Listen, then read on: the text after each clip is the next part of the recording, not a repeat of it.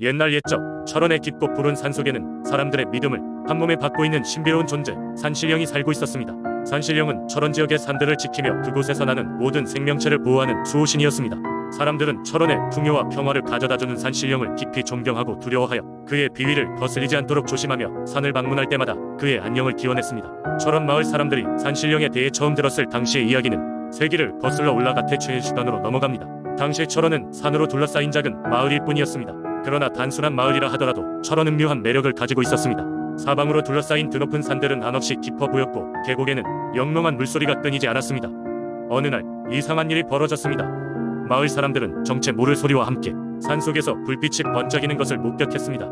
두려움에 떨면서도 호기심을 참을 수 없었던 마을의 젊은 청년들이 무작정 산속으로 탐험을 떠났습니다. 그들은 숲을 헤치고 산을 넘어 결국 불빛이 나는 곳에 당도하였는데 그곳에서 보기 드문 풍경을 목격했습니다.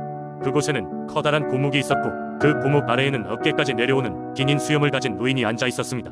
노인의 옆에는 반짝이는 흰 사슴이 조용히 머리를 숙이고 있었습니다. 노인은 청년들을 보자 미소를 지었고 그의 목소리는 마치 산들바람처럼 부드럽고 인자했습니다. 그는 자신이 철원 지역의 산신령이라고 소개하며 이 산을 포함하여 모든 철원 땅을 오랫동안 지켜왔다고 말했습니다. 노인은 청년들에게 산의 이치를 설명하며 자연과 조화를 이루며 살아가야 함을 당부했습니다. 그리고 혹여 사람들에게 위기가 닥칠 때면 산신령이 항상 곁에서 그들 보살피겠노라 약속했습니다. 청년들은 산신령의 가르침을 가슴 깊이 새기고 마을로 돌아왔습니다. 그 후로 철원 사람들은 산신령이 살고 있다는 그 고목을 신성한 장소로 지정하고 마을에 중요한 행사가 있을 때마다 그 앞에서 제사를 지내곤 했습니다.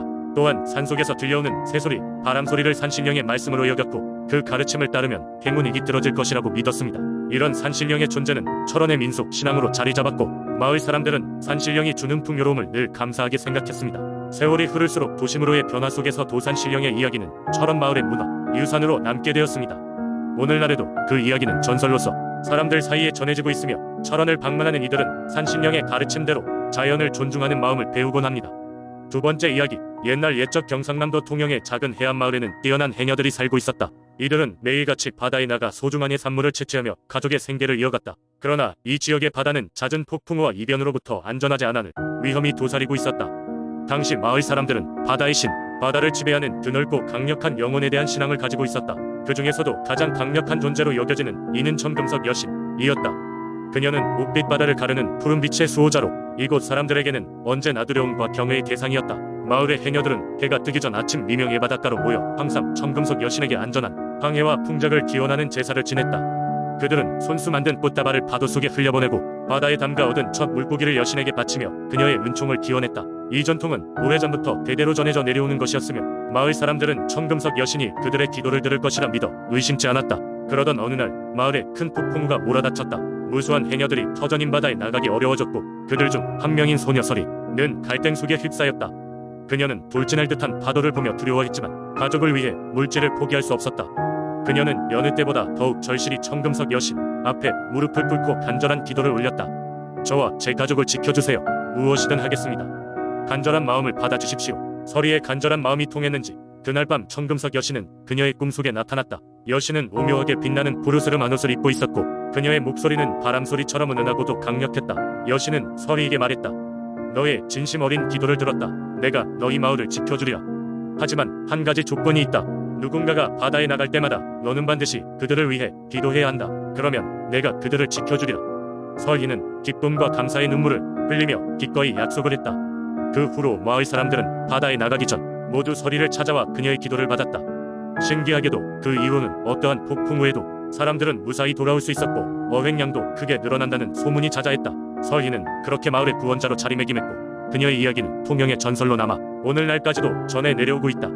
사람들은 설이와 청금석 여신의 은총을 믿으며 바다가 주는 풍요로움과 자연의 힘에 대한 경애를 잊지 않고 있다. 이렇게 통영의 마을은 바다를 수호하는 신화 속 한 조각으로 오늘날까지도 민속신앙이 중요한 부분을 차지하며 지역사회의 지속적인 안녕을 기원하고 있다. 세 번째 이야기, 옛날 옛적 전라남도 장성군의 깊고 푸른 산골짜기에는 조그만 마을이 있었다. 이 마을 사람들은 평화롭게 농사를 지으면서 살았다. 그러나 이 마을에도 때때로 재난이 찾아오곤 했는데 그것은 바로 가뭄이었다.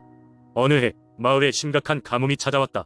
강과 개울이 모두 말라붙어 사람들은 물론이고 가축들도 점점 지쳐갔다.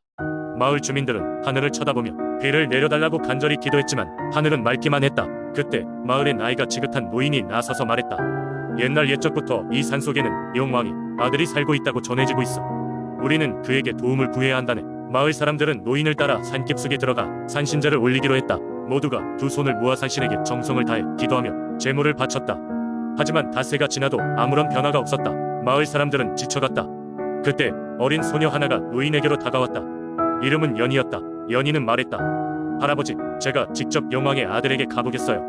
비록 어린 소녀였지만 그녀의 눈빛은 결의에 차 있었다. 노인은 연희를 말리려 했지만 그녀의 의지가 너무나도 확고했기에 결국 허락할 수밖에 없었다. 그리하여 연희는 혼자서 산을 올라갔다. 길고 험난한 여정이었지만 연희는 포기하지 않고 계속 걸었다. 며칠을 산속에서 지내며 연희는 한순간도 뒤를 돌아보지 않았다. 어느새 연희는 산 정상에 다다랐다. 그곳에는 신비로운 연못이 있었고 하늘에서 무언가 반짝거리는 것을 발견했다. 그것은 바로 용왕의 아들이었다. 연희는 무릎을 꿇고 간곡히 말했다. 용왕의 아드님, 저희 마을이 가뭄으로 고통받고 있습니다.